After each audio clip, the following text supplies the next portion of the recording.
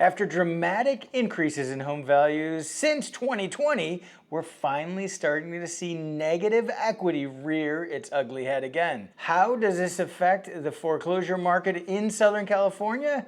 We're going to show you in the Southern California Foreclosure Report. Starting out with the Southern California notices of default running from June 2025 all the way back.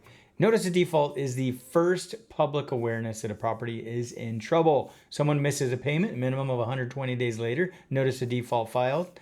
90 days later, notice of trustee sale. 21 days later, you can have the trustee sale. Usually takes much longer, can take 700 or 800 days typically to get through that entire process.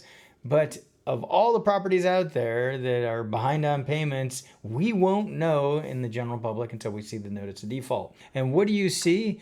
Other than San Bernardino, we have a year-over-year increase in notice of default. In fact, in LA, we have a large number of notices of default. Now, bear in mind that part of the reason that we have an increase in notice of defaults in LA is because of the wildfires. Some of those properties are being foreclosed on. Now, according to Mortgage Monitor report from ICE, not the ICE you think that's been in the news, this is a different ICE, but this ICE has crunched the numbers and actually month over month doing better for the number of properties that were foreclosed on due to the wildfires in LA. And by better, I mean fewer properties.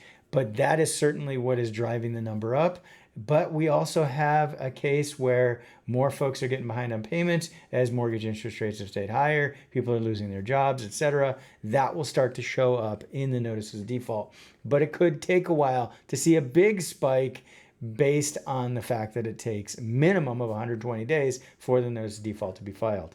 All right, we're going to bring in some context and perspective. So now what we're doing is we're showing 2011 data to show you the number of notices of default, which are higher back in 2011 when it was a crazy market, higher than today. But by 2011, we were actually slowing down on notices of default. They were kicking in to the later phases of the foreclosure process.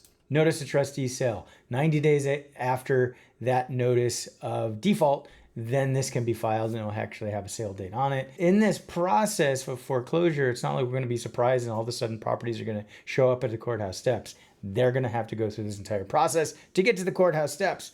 And what we're seeing is a slight increase in the notices of trustee sale year over year in many cases here. But we're not seeing a dramatic increase. So they're not kicking from that notice of default into the notice of trustee sale. In many cases, as long as they bought it before 2022, they have equity, they can sell. They don't have to go through the whole foreclosure process. And let's bring in some context. So you can see 2011, holy smokes, lots of notice of trustee sale. In Los Angeles in particular, big numbers, they dwarf today. Oh, and that low you see in 2020 and 2021, that's because we had foreclosure moratorium in place and things slowed down dramatically. Didn't mean that there weren't any foreclosures, but they were much lower. If you're digging our data, don't even think about buying or selling it without reaching out to us first. Moving into real estate owned. So missed payment, 120 days minimum later, notice of default. 90 days later, notice trustee sale. 21 days later, had the trustee sale. And boom, these are real estate owned, which means they go back to the bank. It is not purchased by a third party. Don't forget, again, this is not usually how quick it goes. It can take a long time. The homeowner could still theoretically sell the property. There's new laws in place in California where it can be delayed. If they list a property and then show up with an offer, foreclosure can be delayed.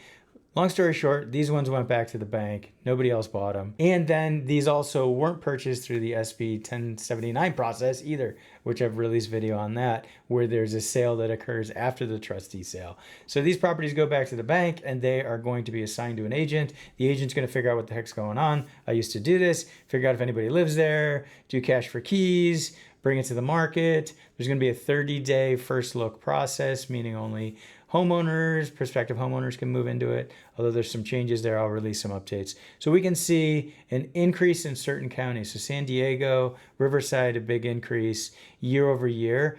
That's not surprising. We're just starting to see more properties actually make it all the way through the process now. I'm going to put it into context. We can see much lower than where things were even back in 2016, 2017. And any normal year, there's going to be a certain number of foreclosures. So we're not seeing a dramatic increase yet in this part of the process, but those notices of default have gone up. Context perspective. 2011, LA, 1,917 homes went back to the bank in June of 2011. That's a lot of homes that have to come to the market. And that doesn't include, again, those that actually were purchased by a third party, because there was a lot of people buying at third party back then, and short sales and standard sellers, a lot of inventory on the market. So putting it in perspective, we're at a low point still when it comes to foreclosures, but it's an important time to start tracking because we're seeing more notices of default, and we're going to see more folks who can't afford to make their payments, and negative equity rearing its ugly head for anybody who purchased 2022 and later. So now going in to talk about negative equity. Now, don't get me wrong, negative equity, while not a good thing for homeowners, doesn't necessarily mean you're immediately going to lose your home.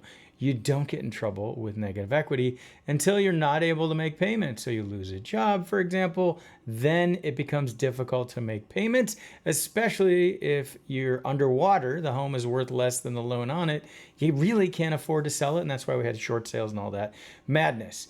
But let's put it in perspective. Really, only about 1% of mortgages in the nation are underwater right now. That's not a ton. That's about 538,000 mortgages. I guess when you say 538,000, that seems like a lot. And it's up year over year historically, and I'm going to show you some statistics, not a crazy number. For those who have limited equity, meaning less than 10%, we have another 4.6, so another about 2.5 million. So you can see where these numbers will continue to grow if values continue to soften like they have. First, we're going to put it in perspective and then show why the concentration of certain loan types is an issue. And here's context and perspective, a very important thing. So the light blue, those are underwater mortgages, and the light gray, those are mortgages that have limited equity. Now you come over here and you can see that historically the underwater and limited equity aren't that darn high, especially compared to years past. Compared to 2020, that's the last time when we had this level of negative equity and limited equity. And you can see back here during the global financial crisis, this is why we had a cataclysm.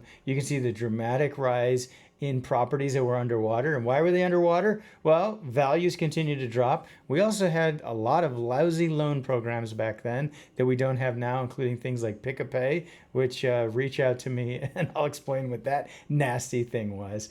That was just one of the awful mortgages, a lot of subprime mortgages as well. And if you look here, 2012, and these numbers from April of 2012, that spring season is when the market turned. So even as the market turned and values started to go up, we still took many, many years before we saw a reduction in the number of mortgages underwater. This is not as bad as things were back then, but there's a concentration that makes this noteworthy. The concentration is where it gets interesting, and I don't mean concentration by like focusing hard. I mean the number of mortgages that are in trouble. There's a unique concentration in loan type. What we can see when we look closer is the negative equity rate. So the dark line is the negative equity rate for a particular loan type as compared to all active mortgage out there.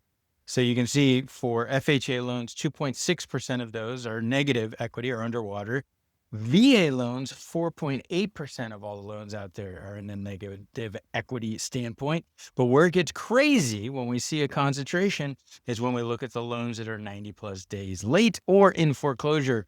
30% of those loans are upside down and have negative equity.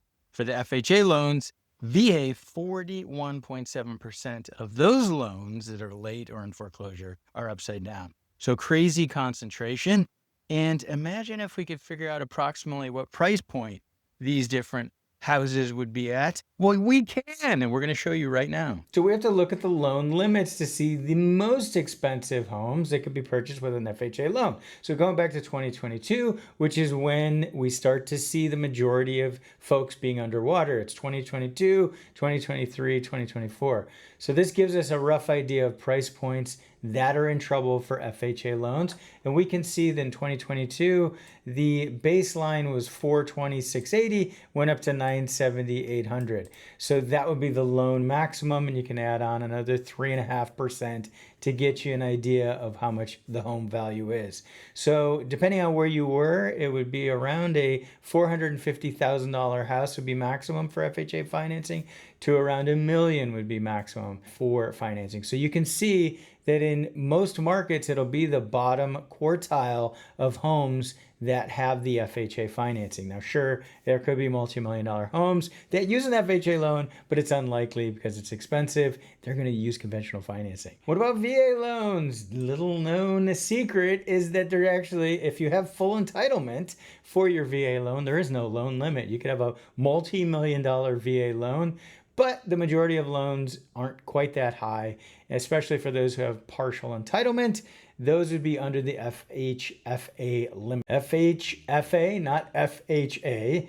The FHFA, easy to say that 3 times fast, conforming loan limit 647, and it went up to that same 970-800. So again, what we're looking at for most FHA and VA loans is that lower quartile in the market for homes. So that's where we're going to see the concentration. So that makes it even more interesting. The concentration in certain loan types, and then because of the loan types, we know the values of the homes and the types of potential sellers for the homes that are going to be in trouble because they have negative equity, assuming they can't make their payments anymore. So this means that the bottom of the market is where we potentially will have the biggest issue. If folks get to the point where they can't afford to make payments, we could see more inventory hitting because we're seeing the default rates increase in these loan types in particular. Geographically, we're seeing that it's primarily in the South where the negative equity is affecting homeowners, and 10 of the 15 top markets are in Texas and Florida. And one more important thing to point out, because we're seeing that the negative equity is primarily from loans 2022 through 2025, we are finding that mortgage-backed securities, where they take these loans and they bundle together the different loan types as they're originated, and then they sell them off in the secondary market. Because these loans were originated around the same time and packaged all together, we're seeing negative equity rates as high as 5%, limited equity rates of around 35% in some tranches of recent securitizations. So this is something to keep an eye on. Make sure you subscribe to our free weekly email newsletter. We have a link below so you don't miss another update like this. YouTube thinks this is the next video you need to watch right here. This has been Christian Walsh, real estate agent with Wire Associates, and we can't wait to work with you.